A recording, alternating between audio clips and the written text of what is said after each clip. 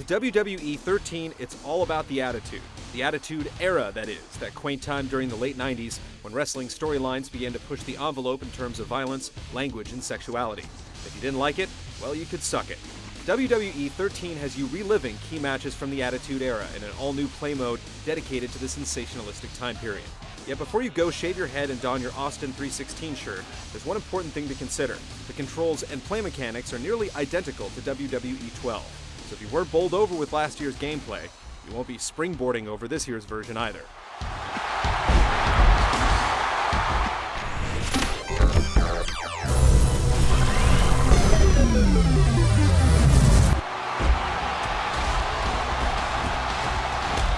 Replacing last year's annoying Road to WrestleMania mode is the Attitude Era, a series of 7 character-driven chapters that follow the trials and tribulations of such icons as Shawn Michaels, The Undertaker, Stone Cold Steve Austin, Mankind, The Rock, Kane, and others across over 60 events. Each themed time period, such as the rise of DX or WrestleMania 15, has you controlling different wrestlers through a fixed number of historical matches. Each match has a main objective as well as 2 or 3 optional objectives. While the main objective is generally to win the match, bonus objectives might involve things like whacking someone with a chair, wearing down an opponent's strength to a critical level, or performing character-specific finishing moves. Completing all the objectives in a match will unlock one of 98 extra features, consisting of characters, championships, arenas, bonus matches, and attire options. You'll also be rewarded with video clips and photos of the featured events as you progress. Look out, Vince! Oh my God! McMahon is down! The mode is a substantial improvement over last year's Road to WrestleMania, as the objectives let you actually wrestle instead of trying to adhere to scripted, highly restrictive scenarios. By making the historical objectives optional, you can enjoy the action without worrying about failing an event simply because you weren't in the right place at the right time. Fans will also get a kick out of seeing their favorite wrestlers and events replayed through the game's engine, from the flashy entrances and video segments to the corny commentary and dramatic run-ins. And if you miss an optional objective or two, you're free to revisit matches at any time to complete them. Oh my God! The cell wall! The cell wall is broken open! The WWE Universe from last year's game is by and large the same in WWE 13, although there are the expected enhancements to the customization. Once again, you'll choose which wrestlers to play from any match on the day's title card. You can directly control a specific wrestler, have the computer simulate matches, or run interference in a match as before. The biggest change is that you're no longer restricted to a set schedule, as you can now create major or minor shows for any day of the week.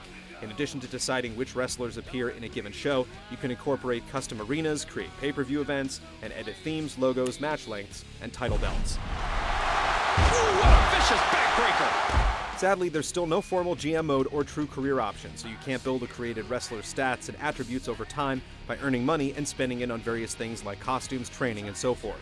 Yet those who enjoyed tinkering with matches in WWE 12 will be pleased with WWE 13's options, from creating linear or branching stories to incorporating new moves to further personalize created wrestlers. That'll leave a mark. Community features are a big part of the game, with players able to upload and rate storylines, created wrestlers, and arenas with other online users, provided they have an online access pass. The action online is an improvement over WWE 12, as you can now fill out matches with the AI instead of having to wait for human opponents, although there are still connection hiccups here and there, as well as some lag with larger matches. The table! The announce table's been annihilated!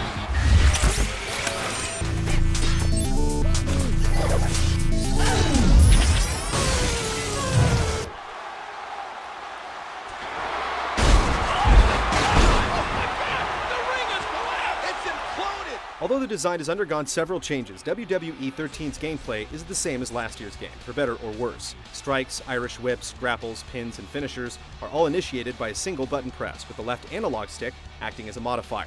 Once you have an opponent locked in a grapple, you can once again target individual body parts to gradually weaken an opponent, increasing the likelihood that he or she will become groggy or dazed.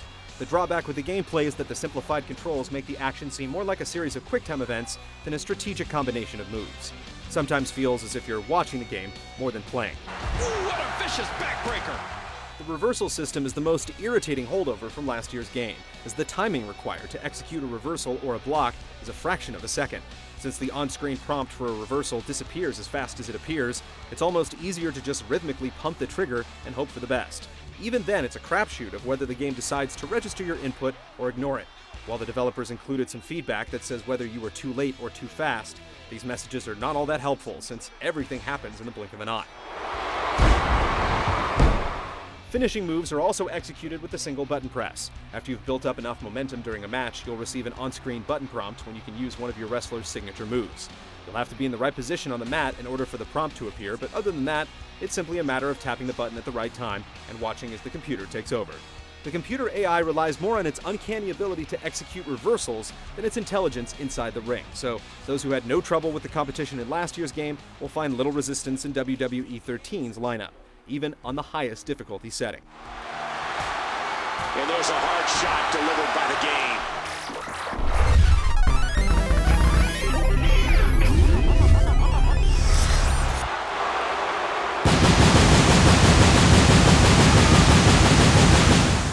WWE 13's presentation once again opts for a broadcast approach to matches instead of showing on-screen meters or health bars. The enhanced graphics engine doesn't radically change the look of the game, but it does offer some noticeable improvement over last year's presentation. There are fewer awkward-looking moments, for example, so your wrestler won't swing aimlessly into empty space if your opponent is nearby. Blows will now connect properly as the game now adjusts attack animations so they seek out the target. The collision detection seems to have improved as well, reducing the instances of arms and legs passing through bodies, as was frequently the case in WWE 12. The player models are well detailed and expressive despite being a bit plastic-like in appearance, and the transition animations look more natural. Commentary is still repetitive, but the announcers do a better job at describing the action inside the ring. Oh my gosh! Watch it! Oh my gosh! What a kick out of nowhere! If you enjoy creating your own shows, forming your own factions, and designing your own stable of pro wrestlers, you'll view WWE 13's Creation Suite as the best there is, the best there was, and possibly the best there will be, with options more diverse than Mick Foley's wrestling personas. Yet the gameplay, AI, and controls have not significantly advanced from last year's title, making WWE 13 more uneven than the people's eyebrow. Fans of WWE 12 will find the amusing Attitude Era reason enough to purchase the game, but those who felt last year's in-ring action was a step back from earlier wrestling titles should be reluctant to accept a rematch. Oh, and he eats the canvas! How much more extreme will this match become?